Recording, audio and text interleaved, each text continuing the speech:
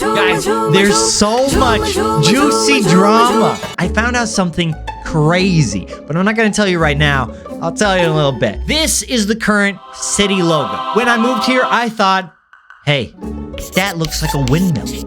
And I was right. It's a windmill. Also, I love the colors. I think they're friendly. I think they're fresh. I've lived in 4, 5, 6 different cities, and this city shows me their logo more than any other city, and it's on a lot of water towers. That's where our water comes from. But in the past year or two, there's been an effort to change the logo. So over the past few years, I am also slightly to blame. This city has grown quite a bit.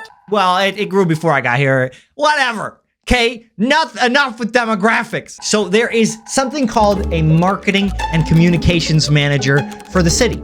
And I'm sure she's a wonderful woman. Her name is Lacey. So Lacey thought to herself, you know what? There's more people in our city. We should make a new logo. Lacey had some internal graphic designers come up with a new logo for the city. So let me show you what's on the table for the new logo. Boom.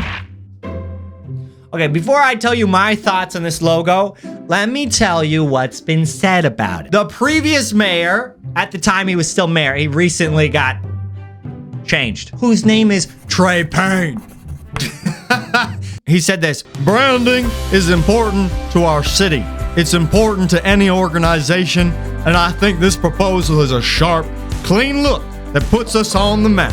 Literally. I don't know if he sounds like that. Okay, forgive me. I've never heard him speak. I'm just assuming based on his name. I love that he said it puts us on the map. Literally. Also, when referring to the current logo, he said this: I am not a fan of the fan. Okay, so he clearly thinks it's a fan, and I can see that. I'll give him credit. But that was not my initial reaction, nor the reaction of most people I saw when they first moved here. Most people assume it's a windmill. And a councilwoman named Sheila said, I think this would really... Wait, no, I shouldn't. Okay, don't do that. I think this would really give the city's identity more of a pop, if you will, and a flair, and make it more noticeable to our citizens. If you've been a graphic designer before, then you will know firsthand, make it pop. Now, let me tell you what I think about it, okay? Let's start with the good. I like the new font. It has a lot more flair. I like how the fonts kind of overlap, and I like that they went to LBK, because it's kind of more like insiders get it. Also, it's pretty efficient. If you just say these letters, pronounce them, it will sound very similar to this. Lubbock, Lubbock, Lubbock, Lubbock, Lubbock, Lubbock.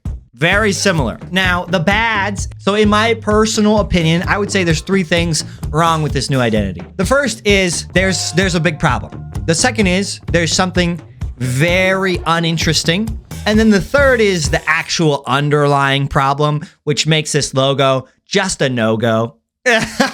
Man, this guy. Okay, rhyme time, baby. There's something totally uninteresting. It's an affront to a group of people who've created a culture, who share a history, and have shared goals and dreams. To bring that all down and say, hey, you know what's the most interesting thing about this city? Is its geographical location as it relates to its larger geographical location. Recently, I was asked to design a logo for the city of Rome. I know, very interesting, right? In Italy.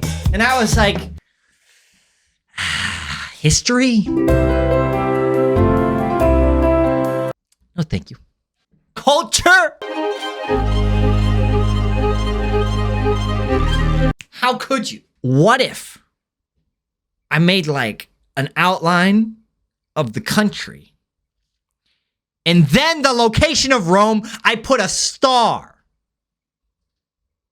Can you say marketing genius? This is just ridiculous. Reducing them to the location of which they are as it relates to a larger location of which they are. But yeah, that's just my friendly take on it. So back to the first point, there's a problem. To help you understand what the issue is, I've created a graph, and I've taken just random companies that I felt shared the same visual language, and I've put them next to the city of Lubbock just to see how it works. And I'll show you that graph right now. Okay, so these are all companies that share the same visual language. Visually, they're saying the same thing to us. So I just thought it would be fun to look at what sectors they come from. First one is Bank of America. Let's see what that one is.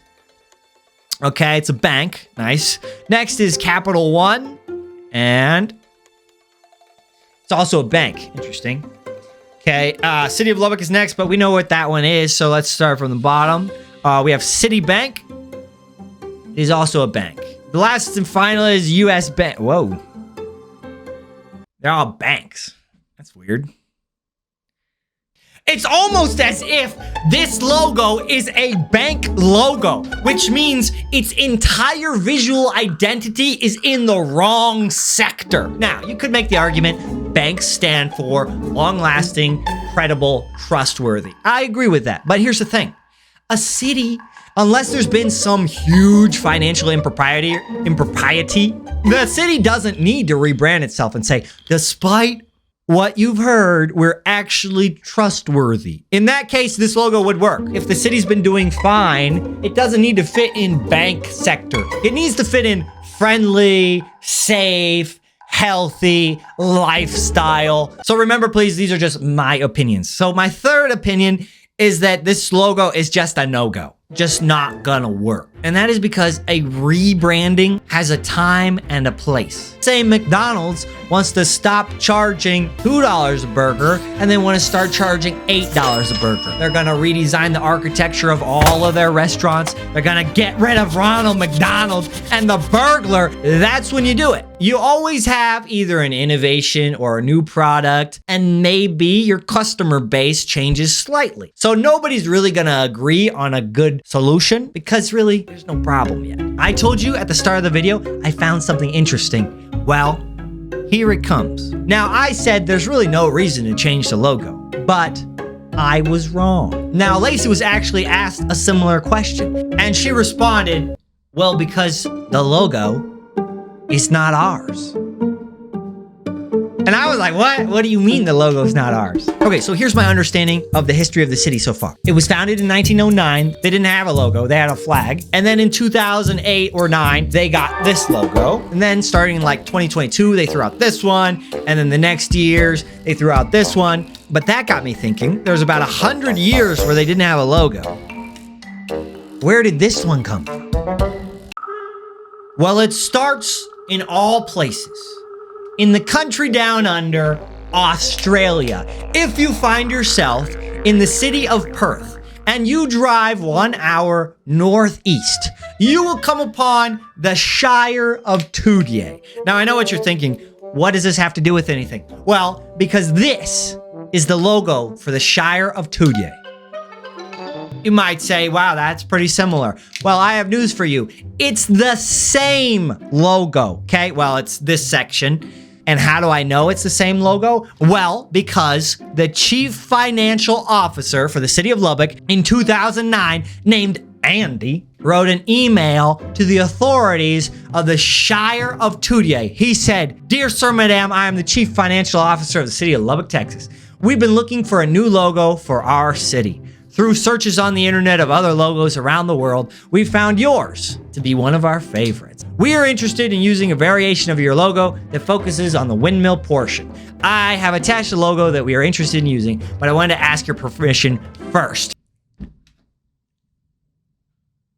So the Shire of Tudier responded and said, "Sure, that sounds nice.